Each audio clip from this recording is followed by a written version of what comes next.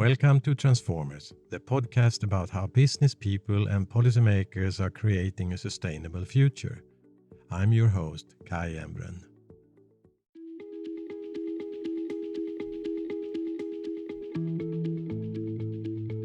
In today's program, my guest is Joel Makower, chairman and co-founder of GreenBiz Group, a media and events company focusing at the intersection of business and the green economy. Joel is a remarkable storyteller. In the last 30 years, he demonstrated his ability to tell compelling stories that both inform and inspire business leaders toward profitable action. In 2012, he was awarded the Hutchins Medal by the American Society for Quality, and he was inducted into the Hall of Fame of the International Society of Sustainability Professionals. Joel is an author or co-author of many dozen books, including The Grand Strategy, published in 2016. Previous books include Strategies for the Green Economy, Beyond the Bottom Line, which putting social responsibility to work for your business and the world, The E Factor, The Bottom Line Approach to Environmentally Responsible Business, and The Green Consumer. He also writes Two Steps Forward, a popular blog on sustainable business, clean technology, and green marketing. The Associated Press have called him the guru of green business practice. Welcome, Joel. Thank you, Kai. It's a pleasure to be here. Oh, it's a pleasure to have you as a guest in Transformers podcast. What was the thinking behind GreenBiz when you founded it in 1991? Actually, I'm going to go back to 1989 and we'll work my way up there, but I'll make it quick. Yeah. So in 1989, I was drafted or recruited to write the US edition of a British best-selling paperback called The Green Consumer Guide. And so that came out, my version came out in the US in 1990. And I was immediately anointed as an expert on green consumer issues, and had a weekly syndicated column and was spending a lot of time talking about the fact that every time you open your wallet, you cast a vote for or against the environment. And then I realized two things. One, there was no green consumer movement in the US. And two, the companies I was being asked to come in and talk to about consumers were themselves dealing with a lot of issues around wastewater, toxics, organic material, a whole range of things. And that was interesting to me. So in 1991, I launched a newsletter, a monthly newsletter called the Green Business Letter. And then when the World Wide Web came along a few years later, I created a website, greenbiz.com, to collect all the information that I thought had value, but wasn't necessarily being resourced anywhere. So it was called the Resource Center on Business, the Environment, and the Bottom Line. So that website now has a company, 55 people strong, where we do events, media, and peer networks around the world. Yeah. Well, you have under the years been a strong voice for transitional business into the field of sustainability. Which issues have dominated the agenda at GreenBiz under the years? Well, it changes constantly, as you know well, Kai. Back when I started, we were talking about pollution prevention. How do you stop the bad stuff from, even if it's legal? How do you reduce pollution and emissions at the source? And then we got into this notion of corporate social responsibility, improving the bottom line by doing well by doing good, as the expression went.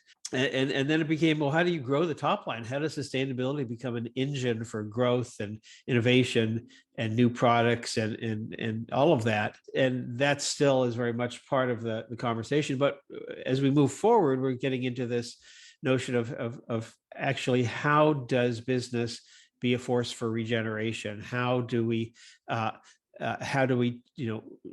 does business actually create more value than it extracts from the planet? And so, now we're talking about biodiversity, we're talking about circular economy, we're talking about how do we finance this amazing transition that we're going to be going through for the next 30 or 40 or 50 or longer years to a decarbonized society. And how do we make that transition just and equitable so that the benefits accrue to everybody, the rich and the poor, and everybody in between? So this conversation continues to move forward. And that's, for me, that's what's fun about it. I mean, interesting and stimulating.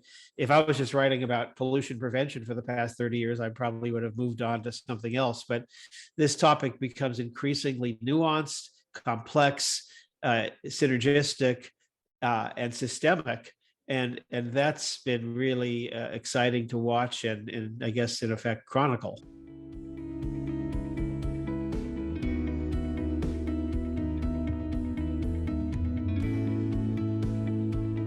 You are placed working from a perspective of US, and you are a global active person. Can you see the difference of different types of issues that it changed depending where you are? Well, it's remarkably the same. In September, recently, we did a first ever meeting of something we've been doing in the US for 15 years called the GreenBiz Executive Network, which is a peer learning network for sustainability executives from large companies. In the US, we have about 100, a little over 100 members, and we launched this European version of it in Paris in mid-September. And so we had 16, 18 companies at the table for 2 days.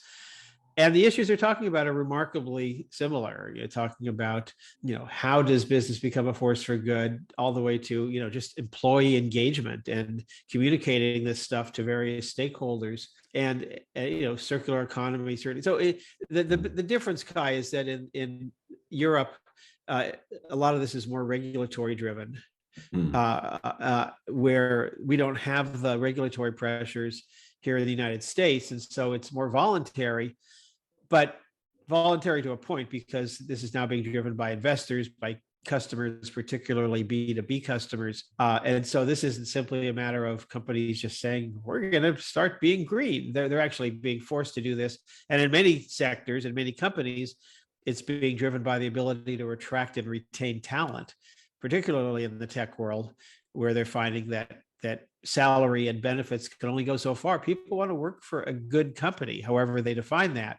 And so we're at this moment where companies all around the world, but certainly here in the United States, are finding increasing pressures. Oh, and by the way, U.S. companies, the large ones that we focus on, are global companies.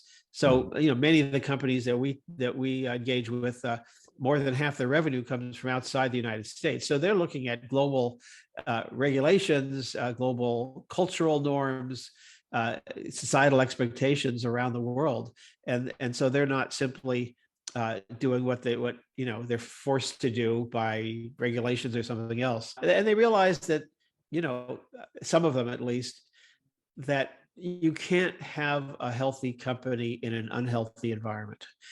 And so they're recognizing that this is really about the future of their businesses. Although that's a tough thing to do in a world where quarterly returns or annual returns drive most decisions. It's much harder to think 10, 20, 30, 50 years out. And, it's harder to think intergenerationally. In Asia, they do that a lot. In Japan, they have 100-year plans, some companies. And so, but that's not something that we do in the United States. And I don't get a sense that it's what's happening in Europe either. Do you see that some difference in how companies and business leaders act depending on if it is a domestic national based company or multinational? It depends on the sector, Kai.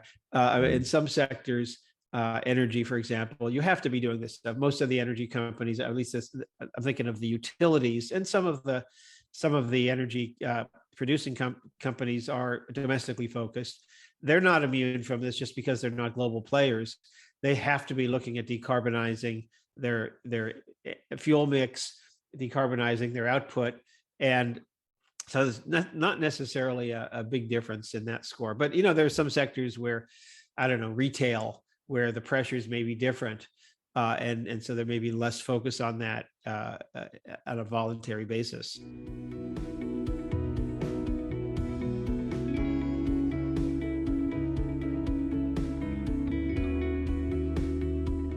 Well, let's look into a new survey. 80% of business leaders say more regulation is needed to deliver net zero. The survey was commissioned by the University of Cambridge Institute for Sustainability Leadership. So, and it's covered UK, Germany, US, Brazil, Japan, India, and South Africa. What do you see? Where do you see the biggest challenge for a business leader of today that have an ambition to be a net zero company? Well, in a word, change.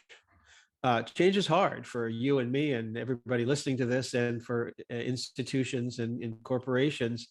I like to say that when it comes to change, we like the noun but hate the verb. In other words, we like the idea of change, but actually changing is hard. And so, we're talking about reinventing commerce, reinventing means of production, reinventing almost everything in business over the next coming decades, and that doesn't necessarily go down easily. There are a lot of companies that are doing quite well. They don't really want to have to change.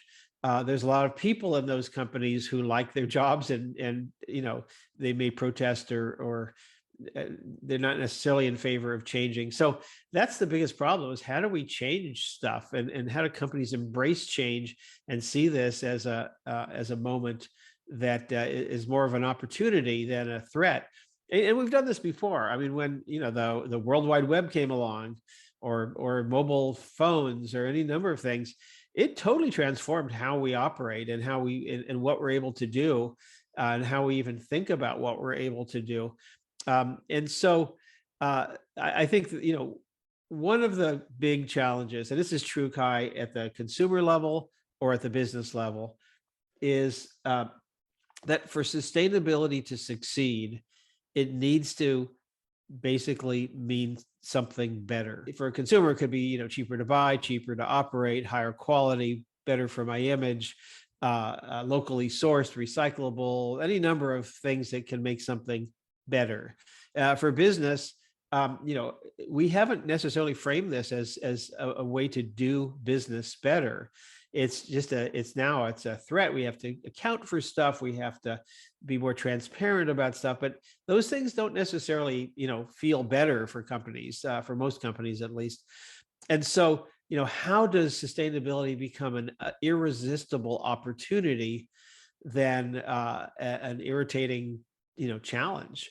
And I think that for me is, and then when it becomes this irresistible opportunity, the idea of change will be not effortless, but it will be much more compelling, and companies will be willing to lean into those kinds of changes much more easily. Mm. One of the issues that's always coming up in this type of discussion is also the supply chain. Also, that business need to have control over from the top to the bottom and bottom to the top. Is that a big issue for today's discussion, the supply chain? Well, it is a big part of this, and particularly as companies are being required to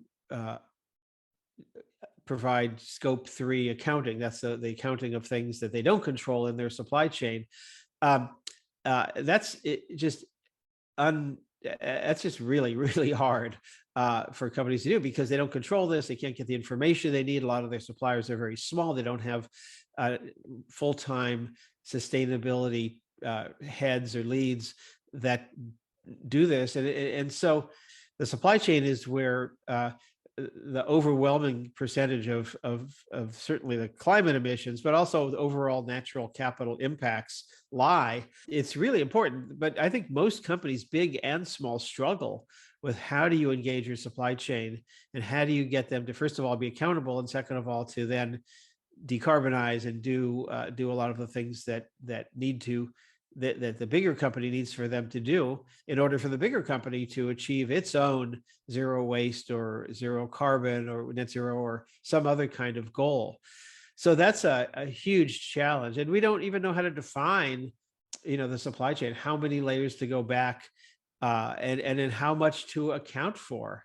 I was talking to an apparel company, and they said one of their customers wanted to know, what is the carbon footprint of a particular pair of shoes, and coming from Asia, from a plant that, a factory in Vietnam, I think, and it would be nice to know that, but they don't. And so, what does that footwear and apparel company do to try and please that customer? This information just doesn't exist, and we need to make that figure out ways to make this make more sense. And then it's such issues of double counting. If I you know what I'm talking about here in terms of who gets to claim what benefit when somebody makes an improvement. And so, yeah, it spirals out from there, but it's an extremely challenging piece of this.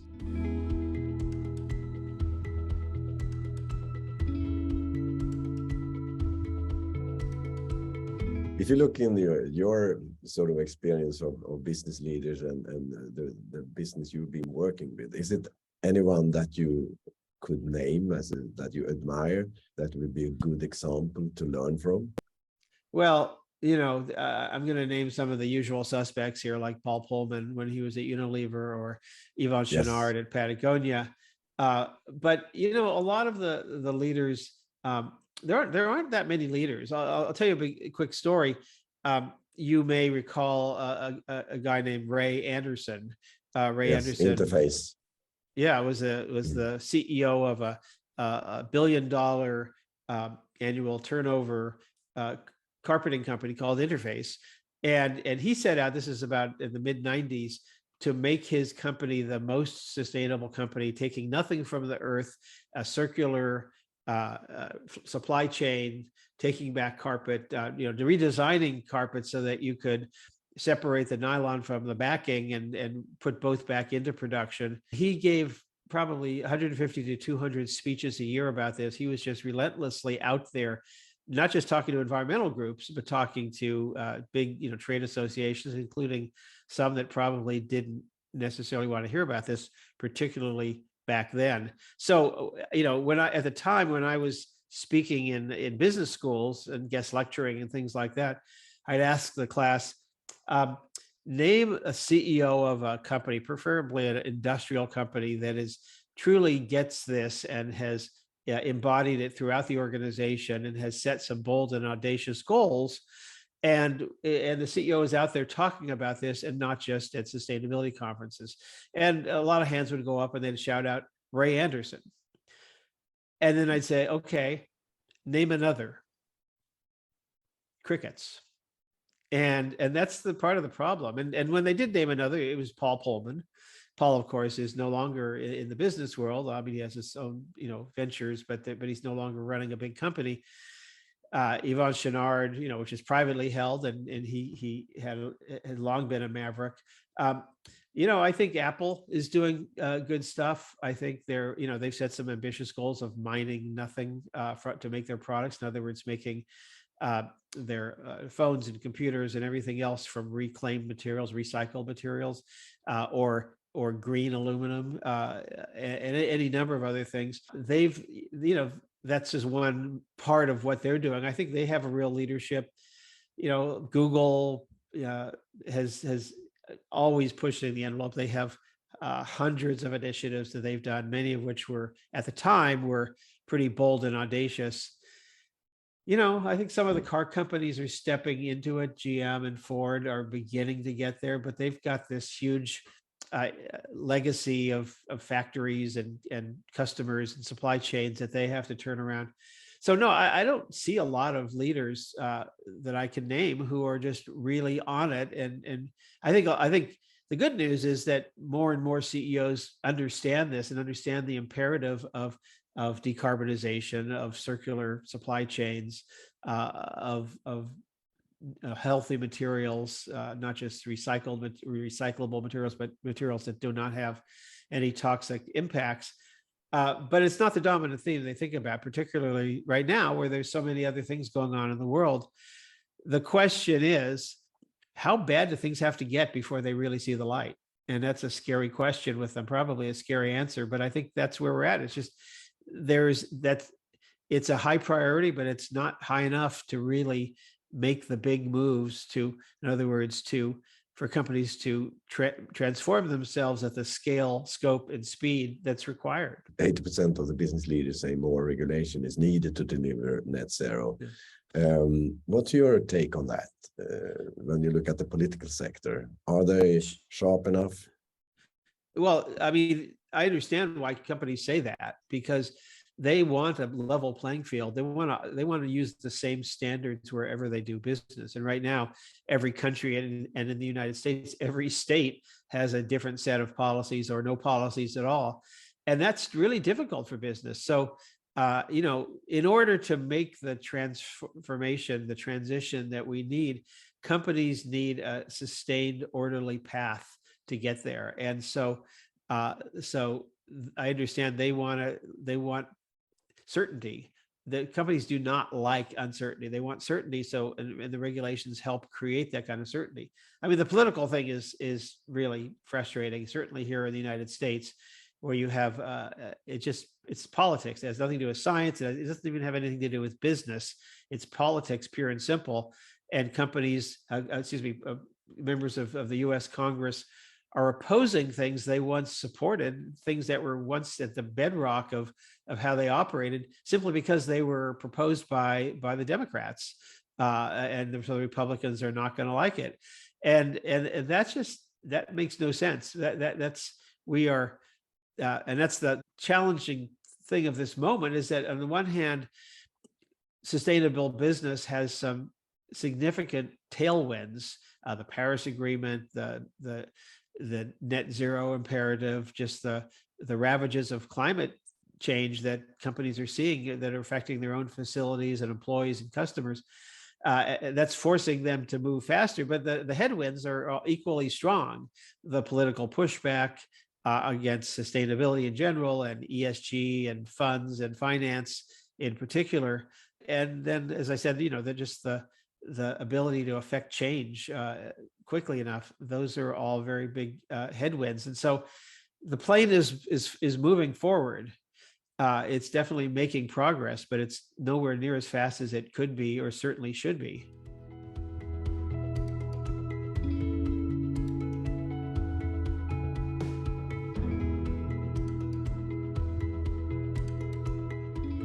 Many business leaders have been very active and sort of communicate the sustainability issues hard in many years, but I haven't seen much of politics into the dialogue.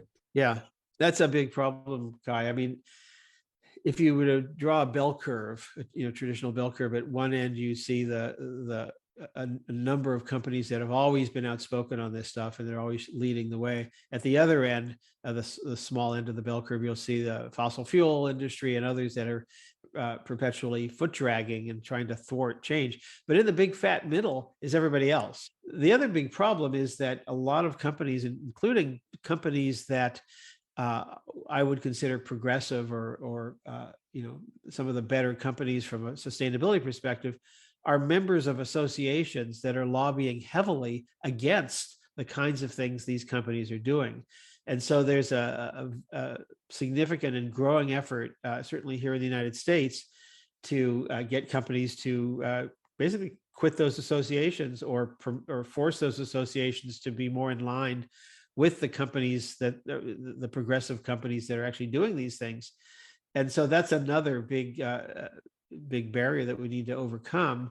How do companies basically align their policy engagement, their lobbying, their government affairs with their sustainability goals and agenda? And that's we're learning that to be much more difficult than anyone thought it would be.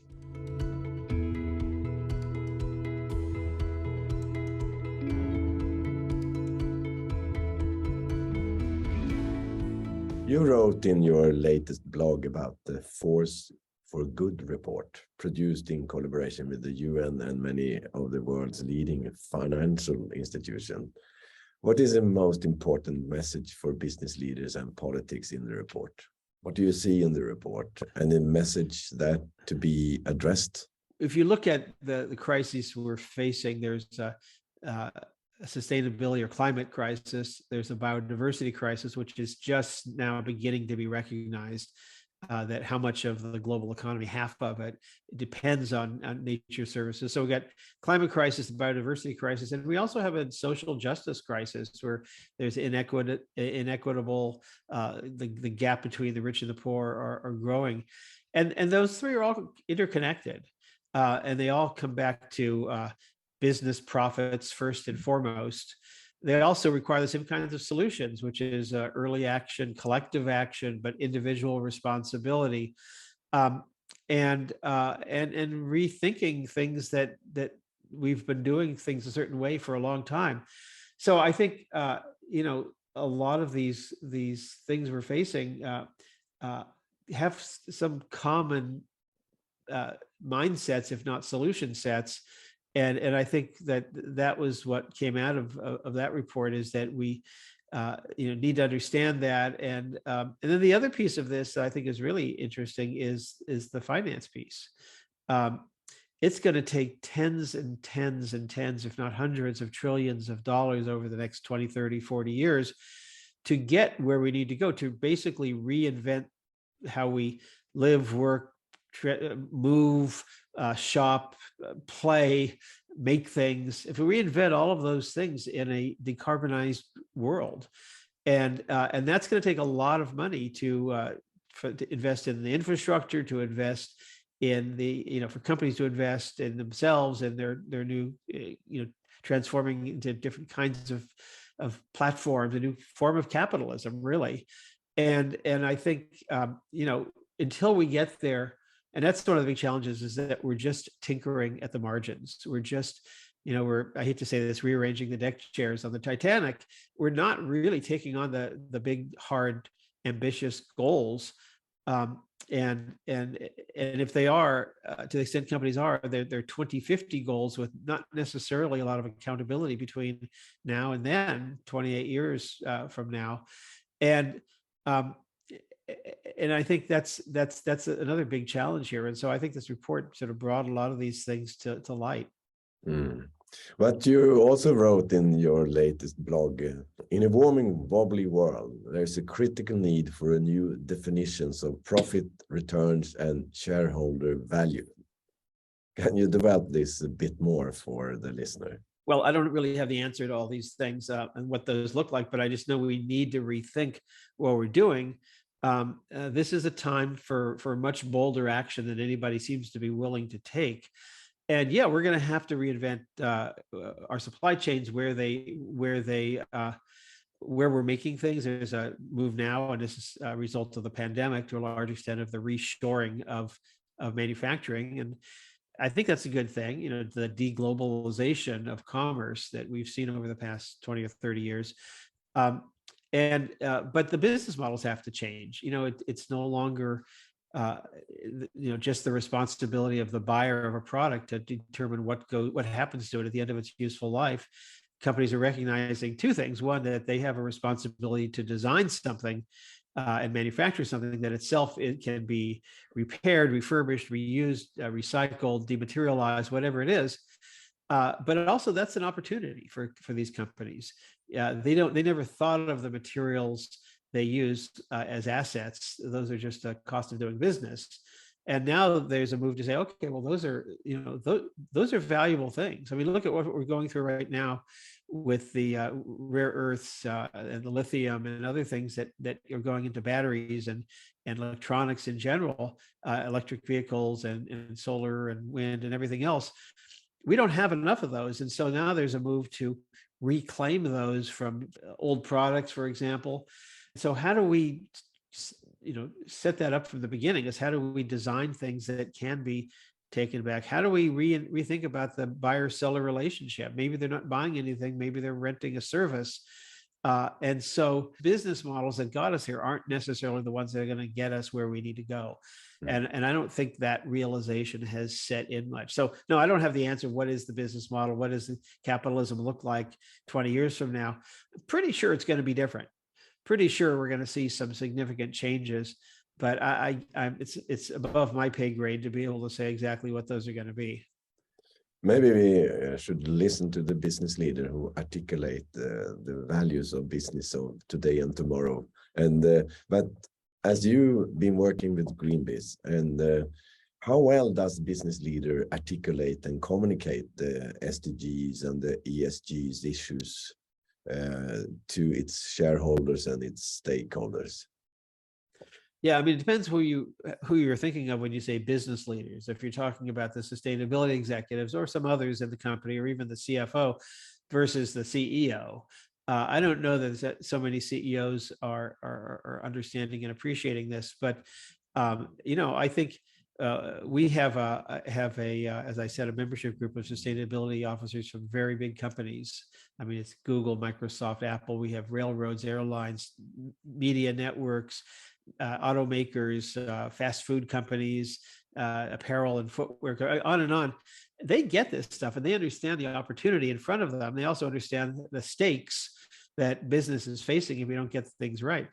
One of the problems, Kai, is that the people who are leading companies now, whether it's the CEO or C-suite or a level or two down, are probably not going to be there at the end of this decade, let alone in 2050, obviously. And so the accountability that's required of them is minimal. And so they fall back on what business leaders have always been rewarded for, which is profits. And so how do you maximize profits? After all, that's written in the fiduciary responsibility of boards of directors and C-suite executives to, on behalf of their investors, they have to maximize profit. And that's sort of, how do we think about profit differently, as you stated before, as I wrote in that piece you're referring to?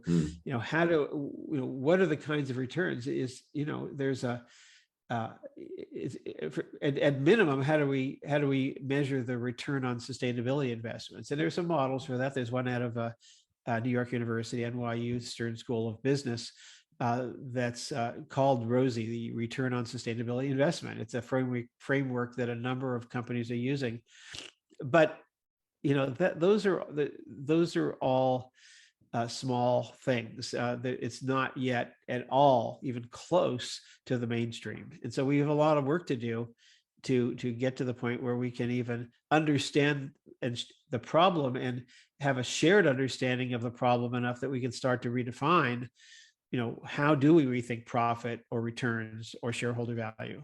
You think that businesses and business leaders not are very good to articulate and communicate these value-based issues, or they are at the high level? We care about people and the planet. We watch out for our workers and the workers of the companies we do business with. We have set goals to reduce our climate impact. We're committed to getting to more circular models or detoxifying some of the ingredients. I mean, they get it because they're fed those bullet points by their communications departments. But I don't know how much they really get it at a visceral level.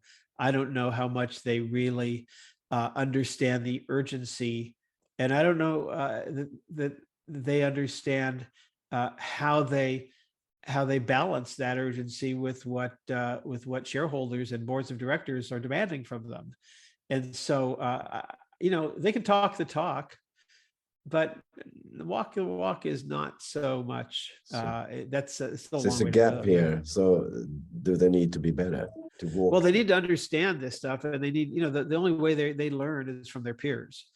And so, I could write a million things and you could do a million podcasts, and we can all, state it 1,000 and a million times that what needs to be done, but they learn from their fellow CEOs.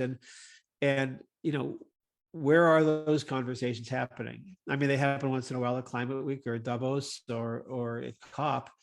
But again, it's not that deep of a level, and it's not at the systemic level or the sense of urgency that we need. So no, CEOs just aren't really leading the charge in the way that I think you and I would hope.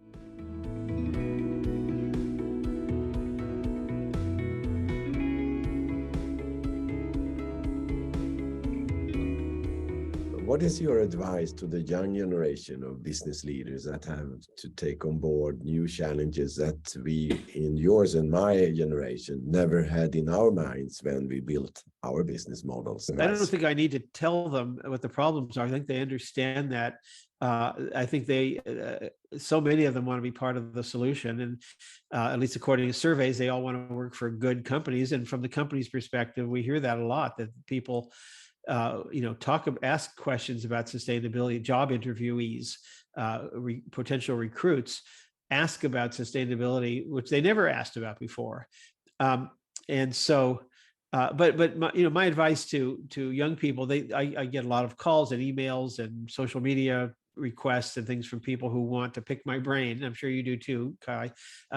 Young people who want to, get into sustainability, and not just young people, also mid-career job changers who want to, deploy their talents and expertise and passions towards sustainability. And they say, well, how do I get a job in sustainability? What do I need to do? What do I need to study? What certifications do I need? And I say, it's in some ways the wrong question. It's not so much that the sustainability is too important to be left to sustainability departments. And what sustainability departments in companies do increasingly is they push out the responsibility into the various brands and facilities and operations, supply chain, marketing, communications, finance, HR, customer relations, and government relations, investor relations. And so it's the role of a sustainability person to really make that happen. So my advice to them is go learn something.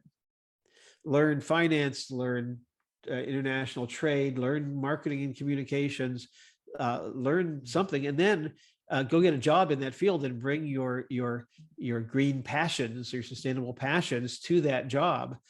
And I think that's because we're getting to a point, and this has become a sort of a cliche, but it's becoming increasingly true that every job could be a climate job. And what does that look like?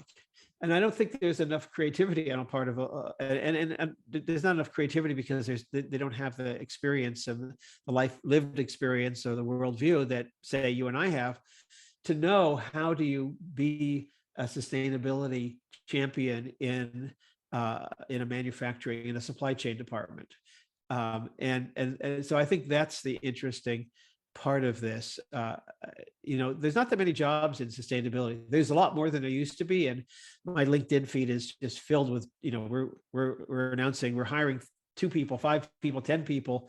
The big consulting firms, the PwCs and Deloitte's and all the others are just hiring thousands and thousands of people with some sustainability or ESG experience. But there's not that many jobs in sustainability departments inside big companies. And so you got to look elsewhere in those same companies to think, where can I make an impact? And that's not so easy to do if you're 22 or 25 years old, to even be able to ask that question. But I think we need that, those of us who've been around, and some of the elders like me, and I'm not sure you're old enough to be an elder yet, Kai, but need to be working with them and helping them and counseling them so that they maybe understand the opportunities in a much more specific way than they may think about at a very high level. I want to do something green.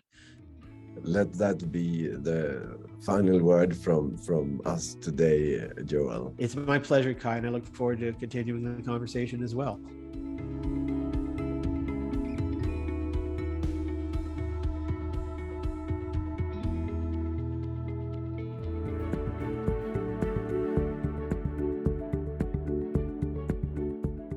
I'm Kai Embren. Follow me on Twitter and LinkedIn, where I will be announcing the future guests to this podcast.